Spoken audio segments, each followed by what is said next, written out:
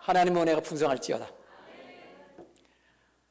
오늘 하나님께서 우리에게 주시는 말씀은 창세기 17장 9절에서 14절 말씀, 또 출애굽기 4장 24절에서 26절 말씀, 갈라디아서 5장 1절에서 6절까지 말씀.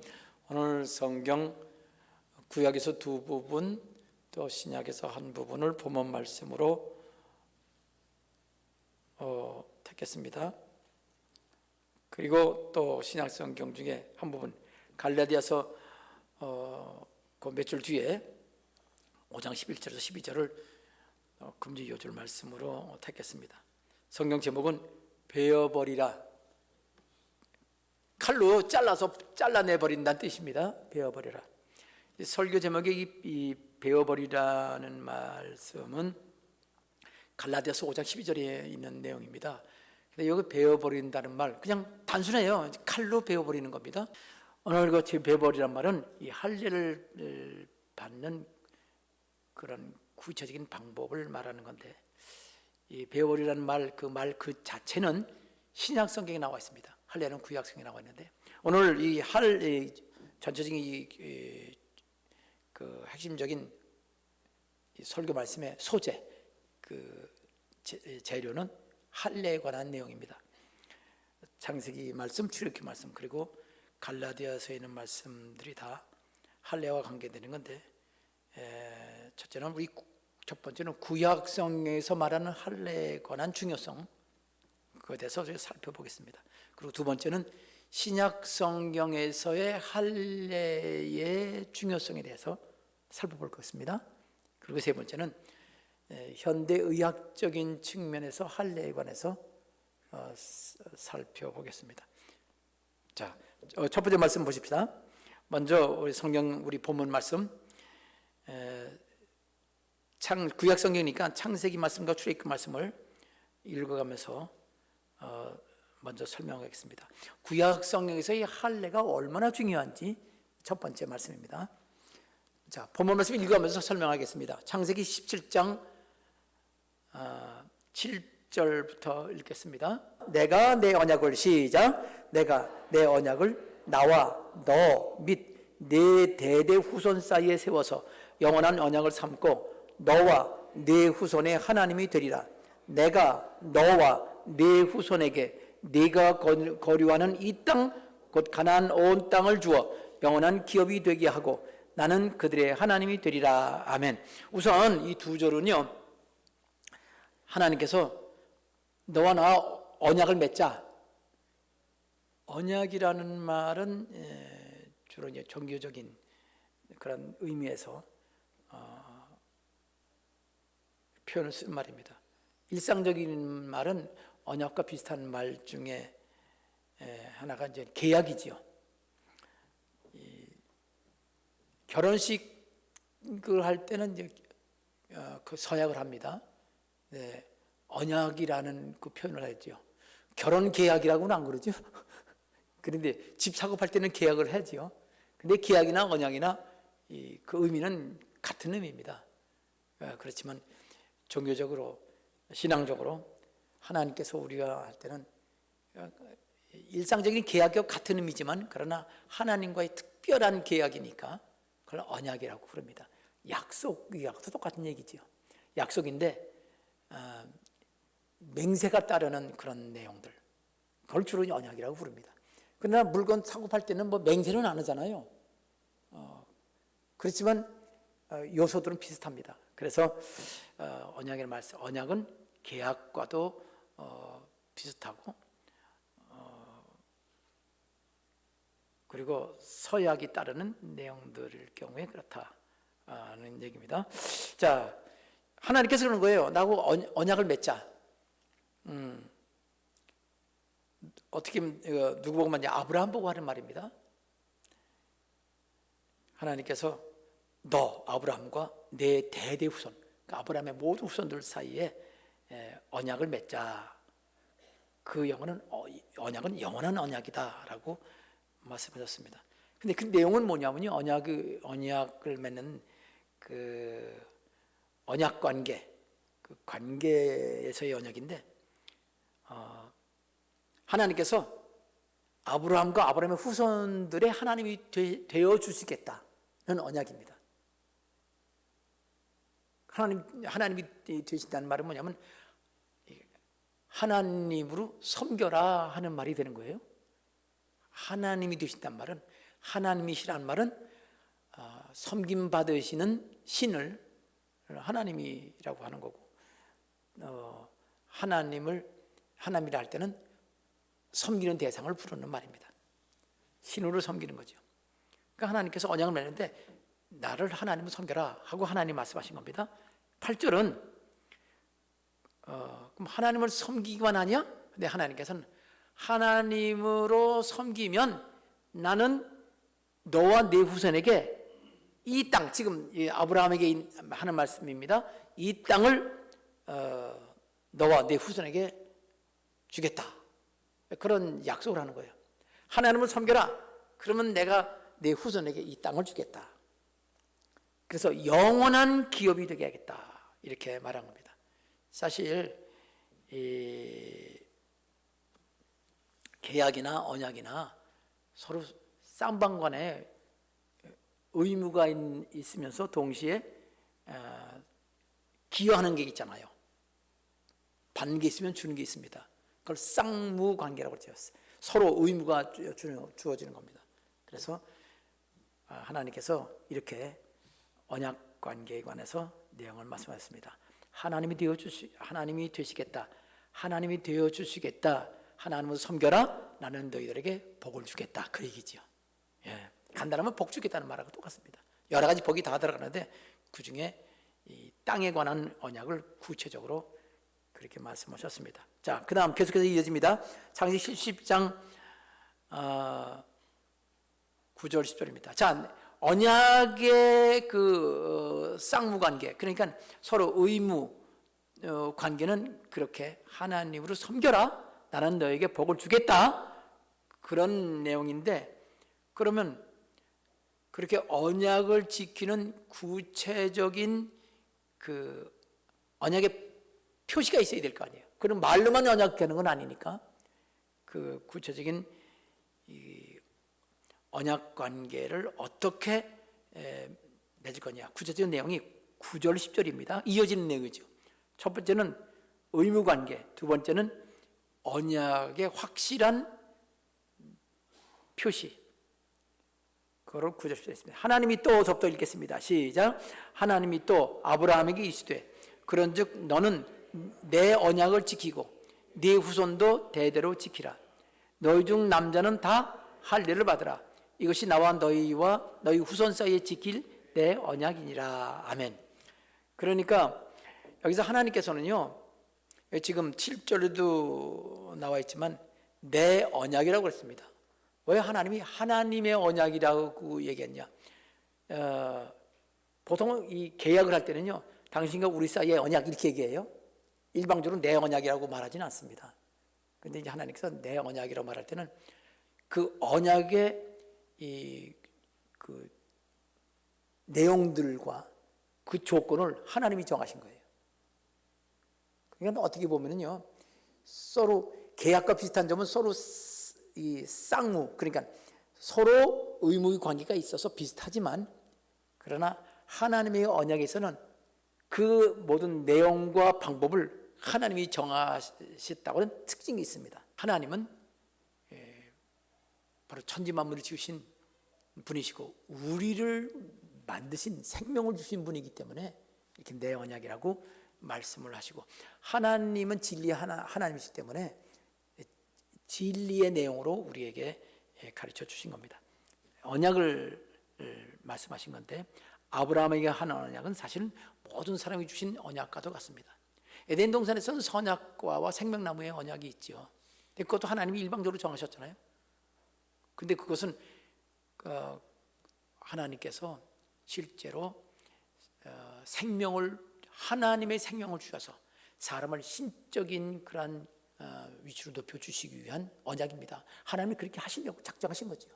그러나 원치 않으면 거부할 수도 있는 그런 언약이에요. 그러니까 하나님께서 아브라함에게는 언약을 맺겠다고 말씀하셨는데, 이때 아브라함은 이미 벌써 하나님을 믿고 순종만 따르는 사람이고 하나님을 아는 사람이에요. 그래서 하나님을 경험했기 때문에 하나님 말씀에 순종할 준비가 되어 있는 그런 상태가 됐어요. 99살 때입니다. 그러니까 그동안 많은 경험이 있었죠. 하나님 말씀에 부분 순종하다가 어려움 당하기도 하고, 그래서 온전히 순종해야 복이 되는구나, 그래야 행복하구나 하는 걸 깨닫게 된 이후의 얘기예요. 그래서 언약을 맺자. 자, 하나님으로 섬기면 내가 내게 복을 줄 것이다.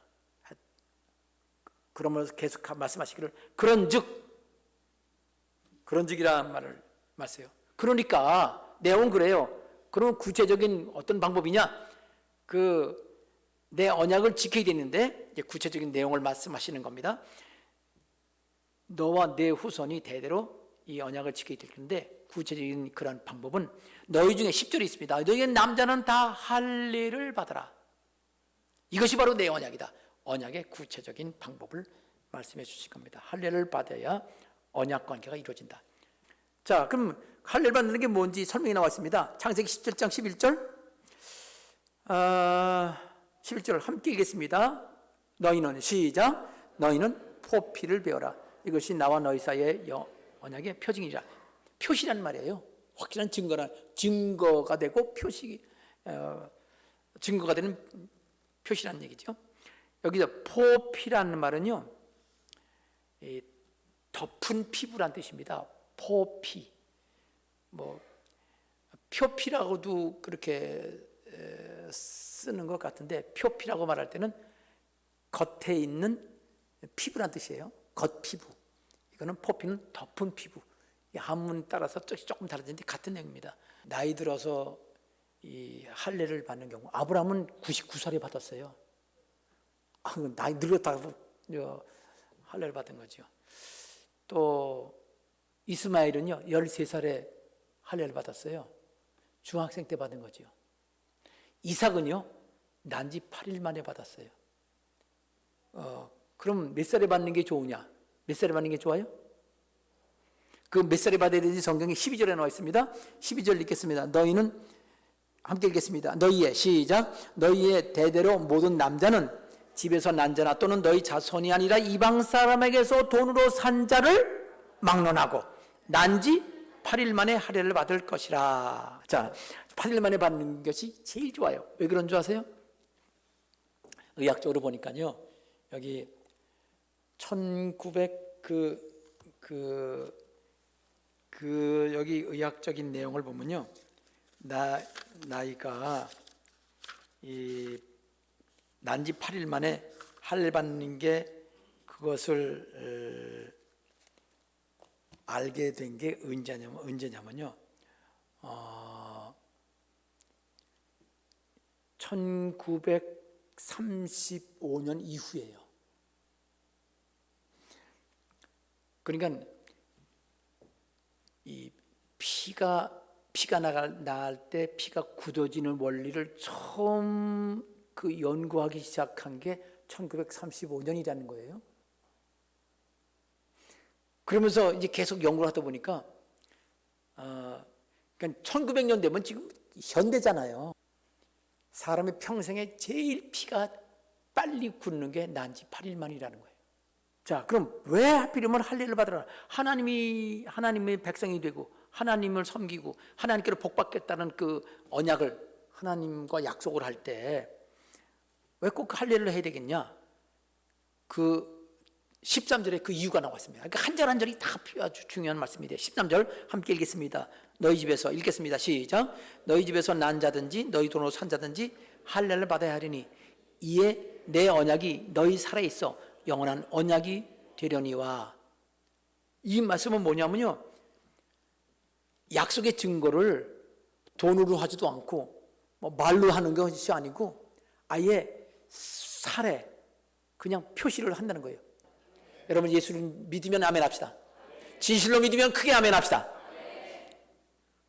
여기 진실로 예수 믿고 그런 걸 구약 세대는 할례를 받아라, 평생 지워지지 않는 표시로 하나님을 섬기고 하나님께서 복받겠다는 그런 표시를 해라 그랬는데, 우리 송탄수목에 표현하면 무슨 어떤 표현이다?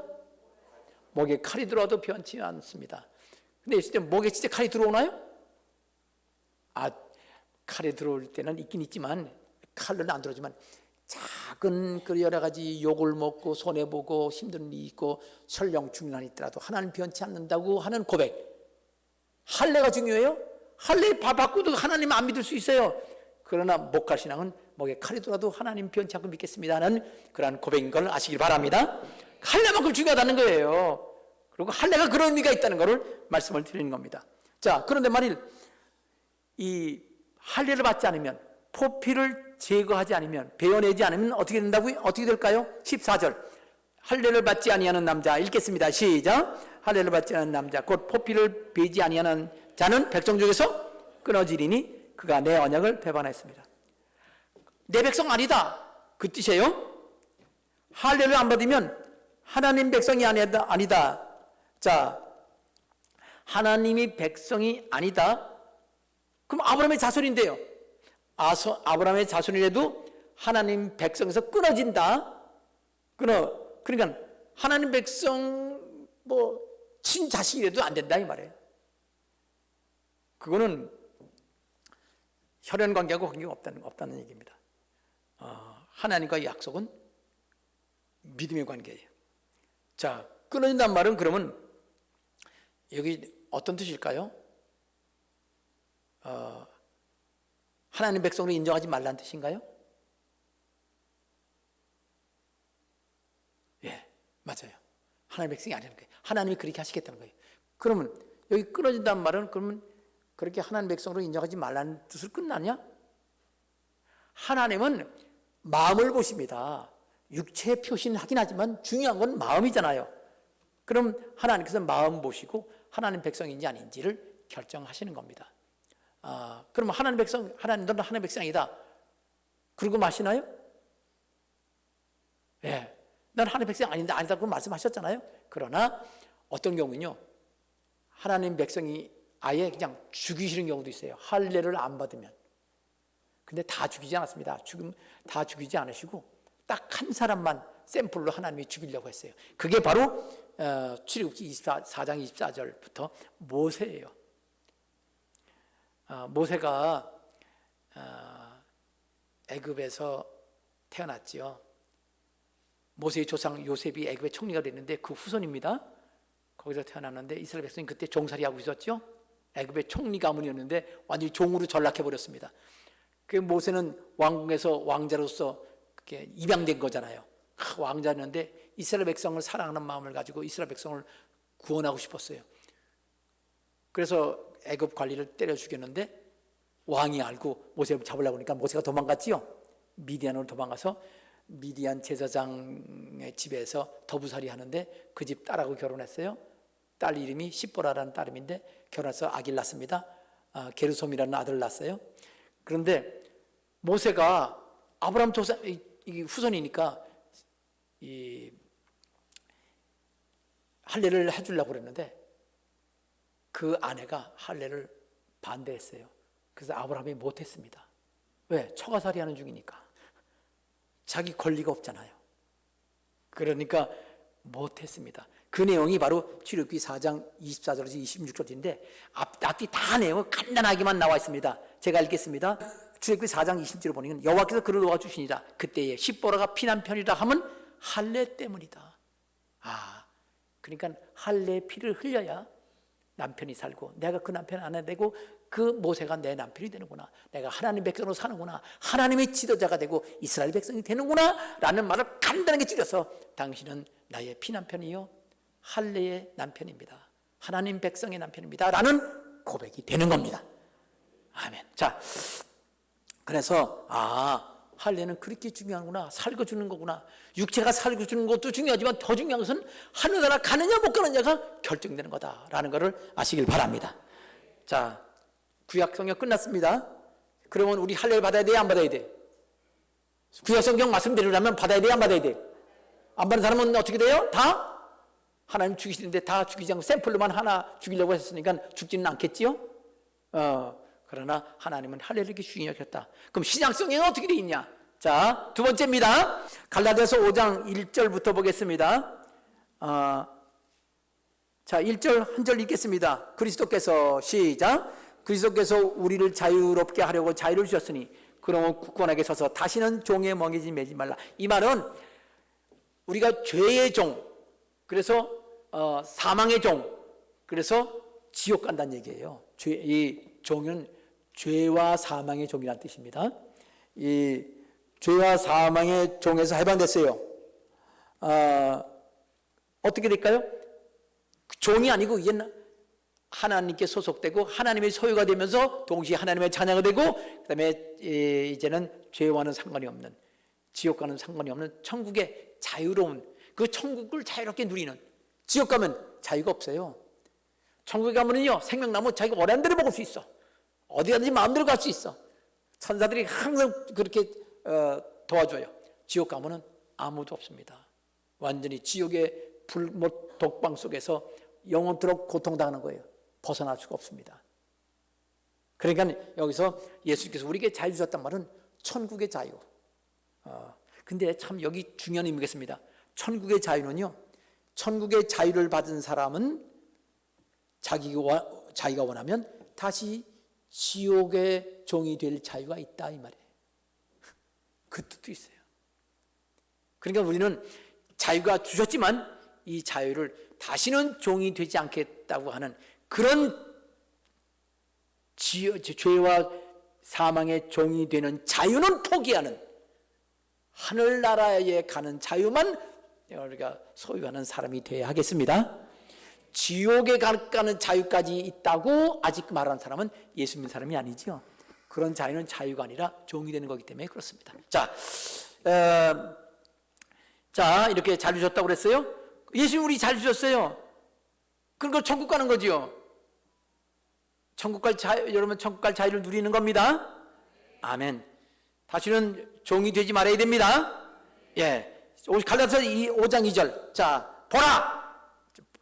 보세요. 보라부터 읽겠습니다. 시작. 보라. 나 바울은 너희에게 말하노니 너희가 만일 할례를 받으면 그리스도께서 너희에게 아무 유익이 없느니라.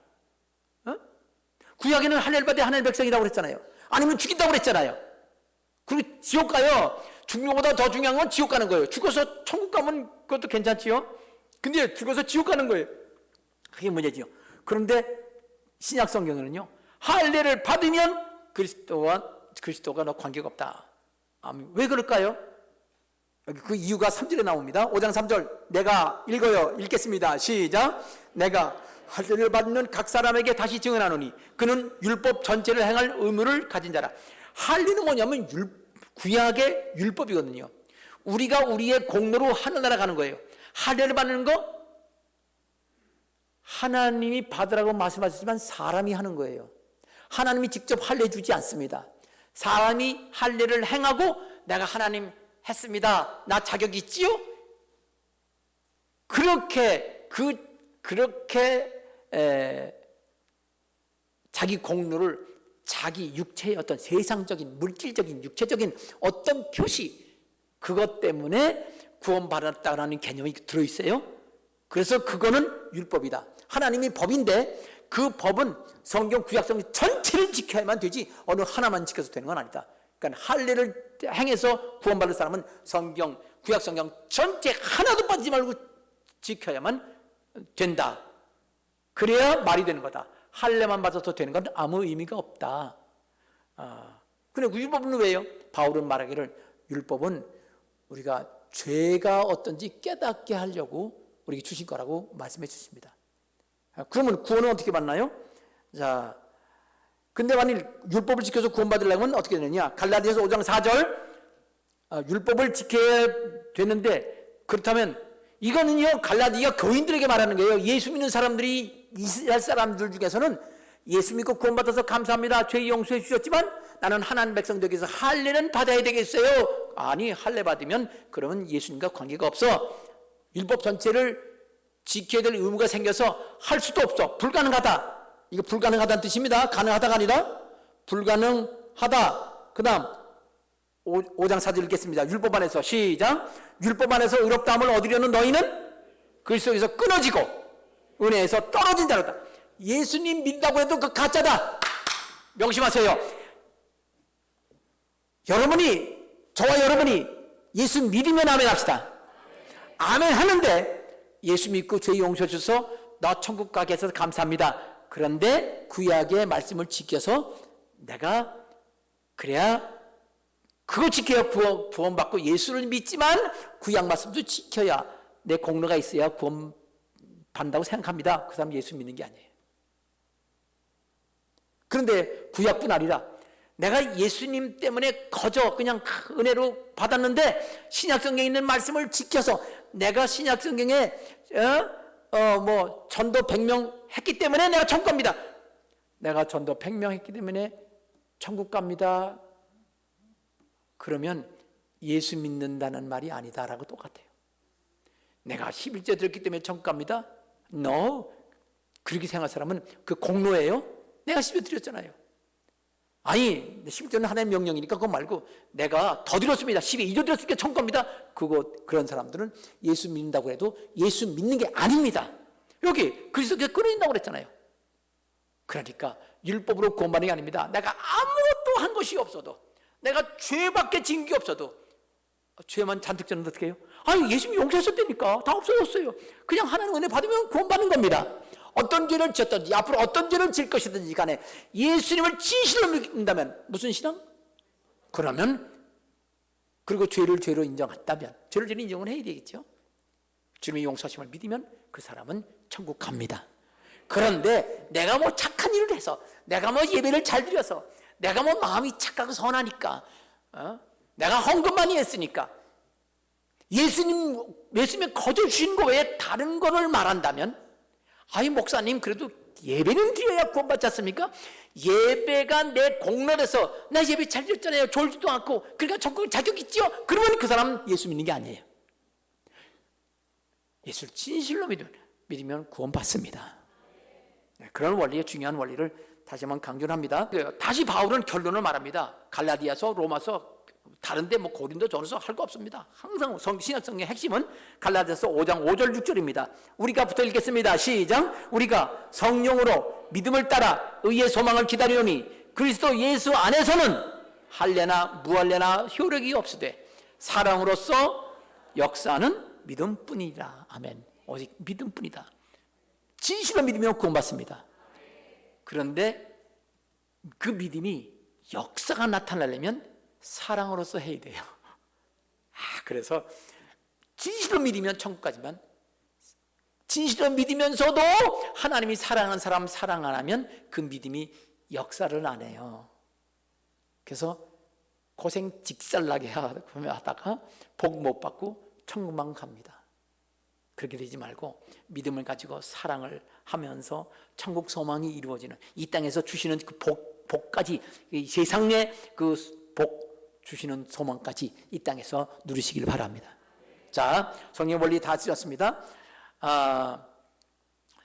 자, 신약성경 진리 하나 더 요절 말씀입니다. 아까 잠깐 설명했지만 갈라디아서 5장 11절 12절 여러분이 크게 읽으십시다. 힘차게 형제들아 읽겠습니다. 주절을 시작. 형제들아 내가 지금까지 할례를 전한다면 어찌하여 지금까지 박해를 받으리요. 그리하였으면 십자가의 걸림돌이 죄가 되었으리니 너희를 어지럽게 하는 자들은 스스로 배워보기를 원하라. 아멘. 바울 사도 이게 갈라디아서 5장에서 이 결론 나기를 내가 할례 받으라고 말한다면 예수 믿고 죄 용서 받고요. 할례 받고 하나님 백성 되세요. 만약 이런 식으로 한다면 내가 십자가 때문에 이렇게 고생할 리가 없지 않냐? 그 얘기한 거예요. 11절은 십자가의 걸림돌이 제거되었으리라. 이 말은 뭐냐면 십자가를 전하면서 예수만 믿으면 구원받는다는 말, 할례 받을 필요 없다고 그렇게 말한 것 때문에 이스라엘 백성들을 그 유대인들에게 막 고난받고 막 어려움 당하는 그 마치 이 돌에 걸려 넘어진 것처럼 그렇게 심한 어려운 일을 당하지 않았냐? 근데 나는 그렇게 할 수 없다. 예수님 이게 무슨 뜻이냐면요. 구약의 할례는요. 어떻게 하는 거라고 그랬죠? 남자의 그 양피라고 하는 거 지금 포피, 그 음경, 성기 앞에 그 덮인 가죽이 쭉 좀 이렇게 여분이 많이 있는 그 피부, 그 껍질을 잘라내는 거는데, 이렇게 그거를 그렇게 육신에 가지 할례를 받아. 요즘은 포경수를 하는 거 똑같아요. 그렇게 해야만 하는 사람들, 너희를 어지럽힌 사람들, 이거 갈라디아 교인들이에요. 예수 믿는 사람들에게 그거를 주장하는 사람들은 기독교 신앙을 어지럽히는 걸 말해요. 그럼 할례는 뭐냐? 여러분, 할례는 피를 이게 잘라내서 피를 흘려야 되는 거거든요. 피 흘리지 않고 할 수는 없어요. 그런데 그렇게 할례를 주장하는 사람들은 예수님과 관계가 없잖아요. 그럼 봐서 어떻게 돼요? 그 생각 버려! 그 생각 버려야 돼! 구약 할례 받는 생각을 베어버려, 잘라버려. 그래서 너희를 어지럽게 하는 자들은 스스로 그 생각 베어버려라! 바꾸라는 말이에요. 여러분, 할례는요, 언약의 표시잖아요. 언약의 표시면 뭐예요? 이 언약은 하나님께서 우리에게 주신 언약, 새 언약의 주님이 누구지요? 예수님이세요. 예수님이 십자가의 죽음으로써 피 흘리셨잖아요. 그건 믿는 거예요. 그렇게 피 흘리는 일을 통해서 하나님께서 그들을 하나님 백성 삼으신다는 뜻이에요. 예수님이 피 흘리신 거, 내 죄 때문에 피 흘리신 것이고, 내가 피 흘리는 것을 예수님이 대신 피 흘리셨으니까 내가 피 흘리는 겁니다. 그런 의미에서 할례를 받는 거예요. 자기 자신의 피를 흘려. 예수님 피가 내 피입니다. 예수님 흘리신 피가, 내가 죽을 죄 때문에 예수님이 죽었으니까 바로 예수님의 죽음은 내 죽음이고, 예수님 피 흘리시면 바로 내가 피 흘리는 게, 죄가 그렇게 예수님이 죄 때문에 죽으신 거고 바로 나의 죽음입니다. 그거에 대한 예언이에요. 예수님이 피 흘리시고 죽으셨다는 것에 대한 예언이 할례요. 예수님은 그것을 친히 이루신 겁니다. 그렇기 때문에 할례 필요 없어. 할례는 예언이야. 예수님이 이루셨어. 예수만 믿으면 되는 겁니다. 아멘. 그런데 그렇지 않은 사람, 그래서 스스로 배워버려라. 배워버리는 건 원래 할례 받을 때 표현이에요. 여분의 피부를 잘라내 버리라는 그런 건데, 할례를 주장하는 사람 보고 너희들 배워버려, 그 잘못된 생각. 그래야 예수 믿는 겁니다. 여러분, 잘 들으세요.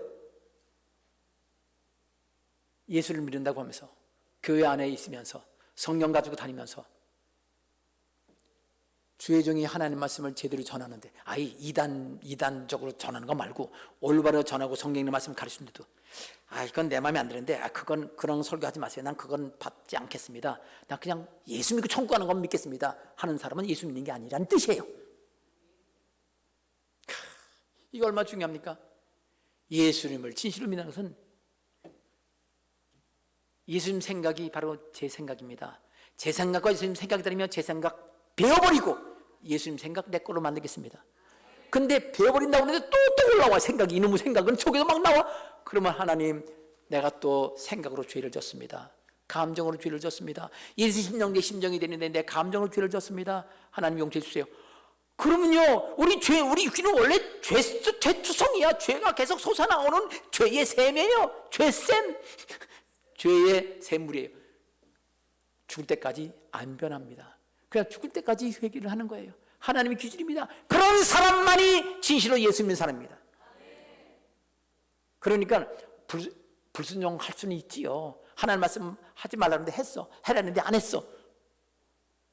그런데 아니야, 나 그거는 하나님 말씀 인정 안 해. 난 싫어. 생각 안 바꿔. 내 감정 바꿔. 그건 예수 믿는 사람이 아니지만, 있군요. 근데 아는데 죄송해요. 내가 못했습니다. 용서해 주세요. 그 사람은 괜찮아. 용서 받으면 예수 믿는 거예요. 그러니까 여러분, 하나님 말씀을 전하는 거 고집 피우고 거부하지 마시고, 말씀을 전해서 목사님 말씀이 내 생각을 다른다. 그럼 내 생각 바꾸겠구나. 바꾸시기 바랍니다. 배워버리십시오. 구약성에 있는 거, 그건 예언이에요. 모형적 예언 부족해서는 안 돼요. 실제로 오셨는. 자, 그러니 여러분 스스로 배워버리시길 바랍니다. 성경 말씀을 그 배워버린 자리에 채우시기 바랍니다. 생각도, 감정도, 의지도, 나의 꿈과 소망도, 사는 목적도 하나님 말씀으로 채우시기 바랍니다. 그것이 신약 성경의 원리입니다. 자, 묻겠습니다. 우리 구약시대 때 사는 사람은 할례를 받아야 될까요? 말아야 될까요? 받아야 되지요. 그 예언, 아직 예수님 오시지 않았으니까 이거를 지켜야 너 앞으로 예수님 내가 내 아들 보낼 텐데 예수님 믿는 걸 인정할게. 그러면 당연히 해야지요. 할례 받아야 돼. 신약 성경에서 할례 받아야 되나요? 말아야 되나요? 신약 시대에 구원받기 위해서 할례 받아야 되나요? 말아야 되나요? 자, 잘 들으세요. 구원받기 위해서 예수 믿으면서도 할례를 받아야 된다? 아니다? 왜 대답을 안 해요? 구원받기 위해서 할례 받으면 안 됩니다. 구원받기 위해서 할례 받으면 안 됩니다.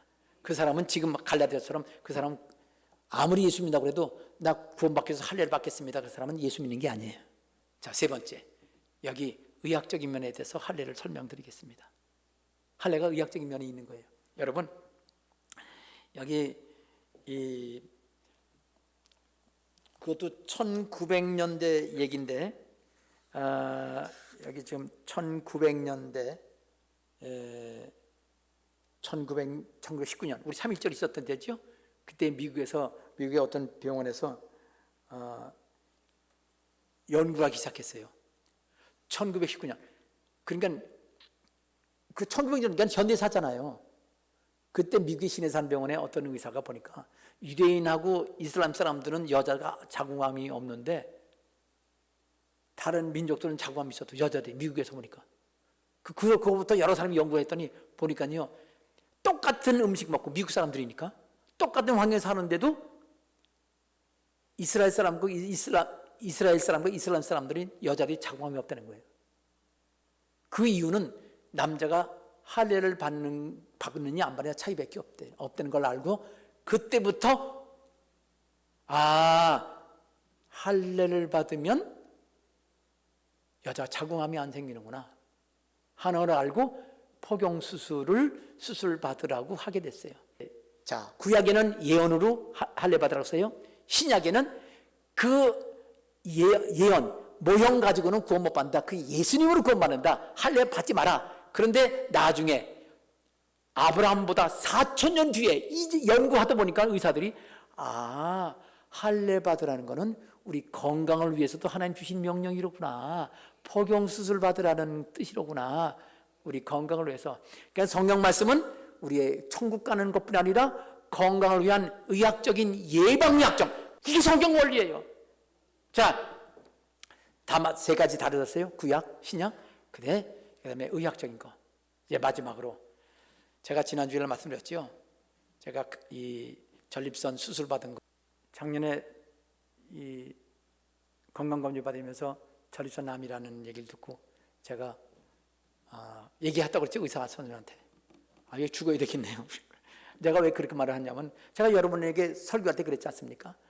암같이 진짜 이 치명률, 병 걸려서 죽을 가능성이 많은 병들은 하나님이 부르실 가능성이 있다.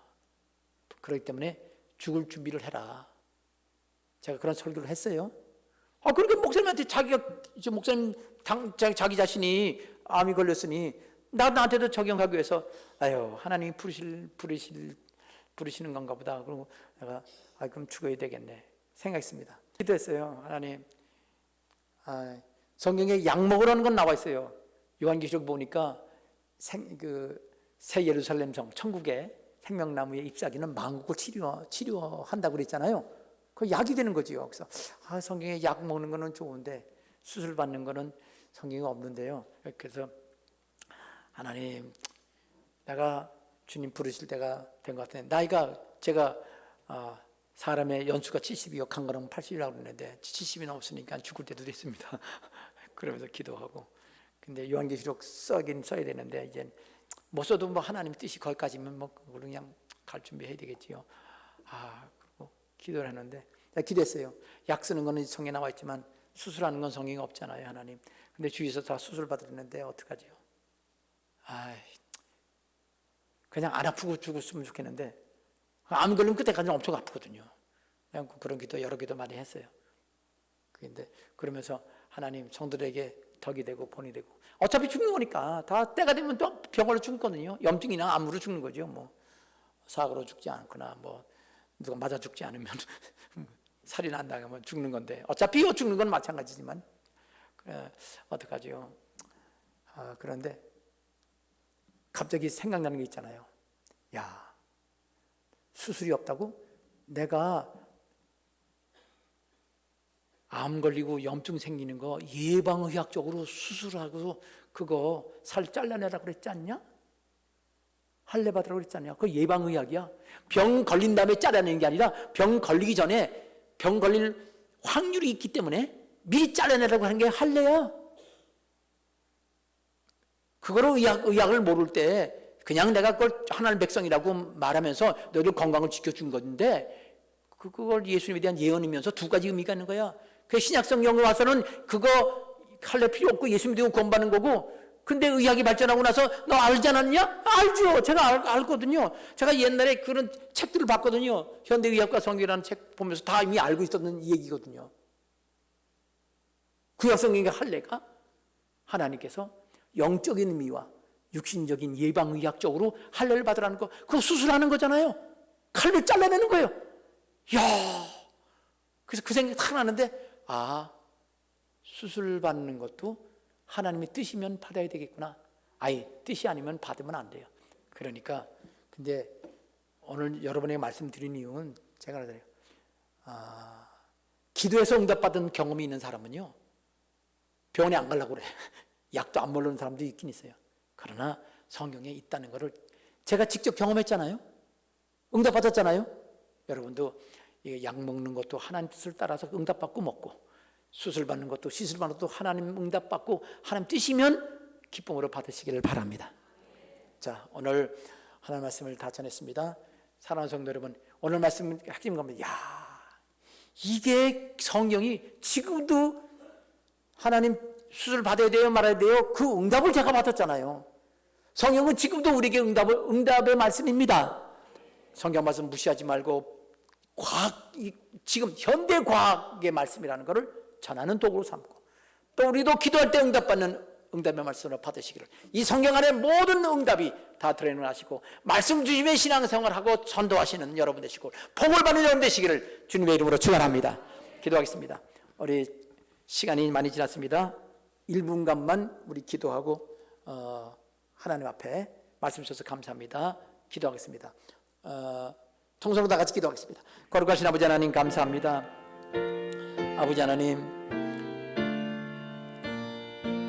주의 종이 전립선암 암 때문에 아버지 하나님, 하나님께 수술 받아야 됩니까 말아야 됩니까?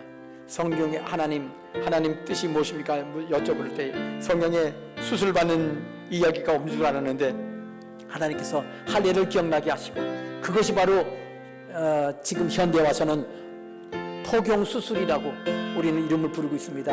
할례가 수술인 것을 우리가 지금 아버지 하나님이여 이렇게 알고 있으면서도 아버지 하나님, 수술이 없는 줄로 지금 착각하고 있었습니다.